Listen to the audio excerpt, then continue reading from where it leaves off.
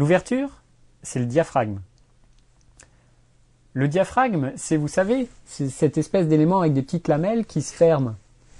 Comme l'Institut du monde arabe à Paris. Vous avez peut-être vu ce bâtiment qui dispose de fenêtres avec des lamelles comme ça qui permettent de faire rentrer plus ou moins de lumière. Un objectif, il est défini par la taille de cette ouverture. Et notre zoom d'entrée de gamme, il a une petite ouverture. C'est-à-dire qu'il va laisser rentrer peu de lumière vers le capteur. Qu'est-ce que ça a comme incidence? Ça veut dire que dans des conditions de faible luminosité, typiquement en intérieur, il est 20h, vous êtes chez vous, vous voulez faire une photo, il n'y a pas beaucoup de lumière, vous avez allumé votre plafonnier, votre lampe halogène ou équivalent. Et quand vous allez faire une photo, si vous n'utilisez pas le flash, le fait qu'il n'y ait déjà pas beaucoup de lumière ambiante et que votre objectif ait une petite ouverture, fait que votre capteur il va recevoir peu de lumière. Ou alors, et j'en parlerai dans une prochaine leçon, pour recevoir un peu plus de lumière, il va falloir un temps d'exposition plus long. C'est-à-dire que votre capteur, il va attendre, il va recevoir de la lumière pendant 1 seconde, par exemple, alors qu'avec un même objectif, mais beaucoup plus ouvert, en 1/10 de seconde, votre capteur aurait reçu la même quantité de lumière. Alors, où est-ce que ça pose un problème? Eh bien, si vous tenez un appareil photo à main levée et que votre capteur met 1 seconde à enregistrer toutes les informations, vous allez bouger. Votre sujet en face, il va aussi bouger. Conclusion, vos photos seront floues. Vous avez probablement déjà fait le constat, en intérieur, typiquement avec un compact numérique, quand vous faites une photo sans flash, la photo est forcément floue. Quoi que vous fassiez, c'est flou. Qu'est-ce que vous faites? Vous mettez le flash. Et vous avez le droit à un portrait, ce que j'appelle fromage blanc, avec un personnage avec des reflets sur le front, le nez, les pommettes, avec des couleurs un peu bleutées alors que l'arrière-plan est orange. Bref, une photo moche, soyons francs. Hein. Et donc, pour revenir à notre notion d'ouverture, il faut savoir qu'il y a des objectifs qui ont des grandes ouvertures. Il y a des objectifs qui peuvent faire des photos nettes dans les mêmes conditions de lumière. Et vous avez peut-être vu autour de vous les gens qui font des super photos, vous ne savez pas comment ils font. Ils ont un appareil presque comme vous, enfin un réflexe numérique. Vous ne savez pas trop ce qu'il y a et quelles caractéristiques il a, mais toujours est-il que cette personne, elle arrive à faire des photos nettes en intérieur sans flash.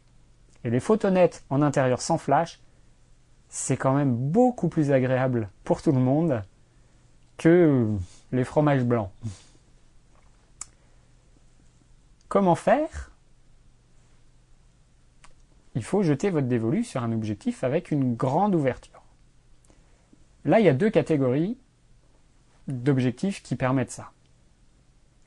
D'abord, le plus classique, la chose sur laquelle naturellement vous allez vous orienter, c'est un zoom qui a à peu près la même plage de focale que celui qu'on a tendance à vous vendre, à savoir un 18-50 et quelques, mais avec une ouverture plus grande.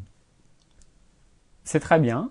Il faut savoir que il y a quand même un maximum, c'est-à-dire la plus grande ouverture, c'est 2,8. Je vous parlerai un petit peu des notions de chiffres plus loin si vous êtes encore accroché. Mais il faut savoir que cette ouverture, elle est correcte, qu'elle coûte assez cher à fabriquer, c'est-à-dire que faire un zoom qui ouvre à 2,8, ça coûte de l'argent, et donc forcément pour vous, ça coûte assez cher à l'achat. Et il faut savoir que c'est pas ultime non plus. 2,8 c'est bien, on ne peut pas faire mieux au niveau des zooms, il n'y a pas mieux aujourd'hui. Mais il y a une autre alternative. L'autre alternative, c'est ce qu'on appelle la focale fixe. Je vous en ai parlé un petit peu plus tôt. C'est un objectif qui ne varie pas d'une focale à l'autre. Notre fameux 50 mm, par exemple, lui, il ouvre à 1,8 par exemple. Et un 50 mm qui ouvre à 1,8, c'est 150 € aujourd'hui. C'est-à-dire que finalement, c'est un objectif qui, comme je le disais avant, est très simple à fabriquer et qui a quand même une très très grande ouverture. Et avec votre 50 qui ouvre à 1,8, vous allez pouvoir faire des photos nettes en intérieur et sans flash. Il y a encore plus grand, on peut acheter un 50 mm 1,4. Il y a aussi autre chose que le 50 mm, parce que le 50 mm, une fois monté sur un réflexe grand public, ça nous donne un équivalent 80 et quelques millimètres. Donc un objectif génial pour faire du portrait, un peu moins pour faire des photos de groupe en intérieur. Vous pouvez acheter, par exemple chez Sigma, un 20 mm qui ouvre à 1,8. Votre 20 mm, une fois là encore monté sur notre réflexe grand public, ça va faire un 30 et quelques millimètres. C'est pas mal. Ça permet déjà d'avoir un champ assez large pour faire une photo de groupe. Bref, il y a des alternatives, mais il faut passer par cette notion de focale fixe. Et ça, c'est quelque chose qui a tendance à rebuter les débutants. Et je comprends, typiquement quand on ne sait pas à quoi correspond X millimètres, c'est un petit peu délicat. Donc, vous vous en doutez, quels vont être mes conseils? C'est d'acheter les deux. C'est d'avoir d'un côté un zoom qu'on va qualifier de transstandard, classique, mais avec l'ouverture la plus grande que vous puissiez vous payer. Et là, vous êtes seul juge. Mais, par exemple, vous pouvez aussi choisir d'aller chez une marque concurrente, un fabricant d'objectifs compatible. C'est un petit peu le même principe que pour les cartouches d'encre des imprimantes. Vous pouvez trouver des fabricants, je parlais de Sigma, il y a Tamron, il y a Tokina, qui sont des marques moins connues, mais qui peuvent faire et qui font des objectifs de bonne qualité pour moins cher qu'un équivalent vendu par la même marque que votre appareil photo. Vous pouvez, par exemple, monter un Tamron 18-50 mm qui ouvre à 2,8 sur votre boîtier Nikon entrée de gamme ou Canon ou autre. Il y a des possibilités comme ça.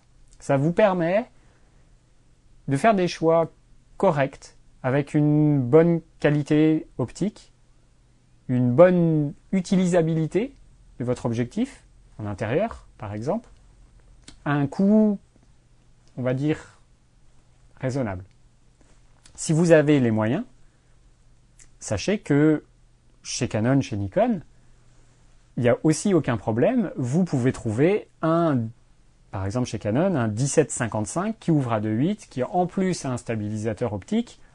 C'est l'objectif génial qui coûte dans les 1000 €. Forcément, il faut faire des choix. Là, aujourd'hui, je ne peux pas choisir à votre place. Ça dépend de votre budget, de vos intentions vis-à-vis de la photographie. C'est peut-être pas la peine d'investir 1500 € dans un appareil qui va vous servir 3 fois par an.